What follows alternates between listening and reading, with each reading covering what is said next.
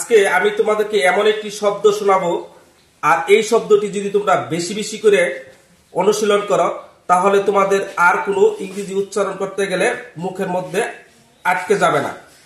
সেই শব্দটি কি? সেটা হচ্ছে সুপাকেলি ফাজিলিস্টিক এক্সপিয়ালি দোসাস। সুপাকেলি ফাজিলিস্টিক এক্সপিয়ালি দোসাস। এবার আমার সাথে বলো। হ্যাঁ, দেখো, সুপাকেলি ফাজিলিস্টিক এক্সপিয়ালি দোসাস। সুপাকেলি ফাজিলিস্টিক এক্সপিয়ালি দোসাস। সুপাকেলি ফাজিলিস্টিক এক্সপিয়ালি দোসাস। সুপাকেলি ফাজিলিস্টিক এক্সপিয়ালি দোসাস। এইভাবে তুমি প্রতিদিন বলবে, তখন দেখবে তোমার ইংরেজির উচ্চারণ আর মুখের মধ্যে আটকে যাবে না।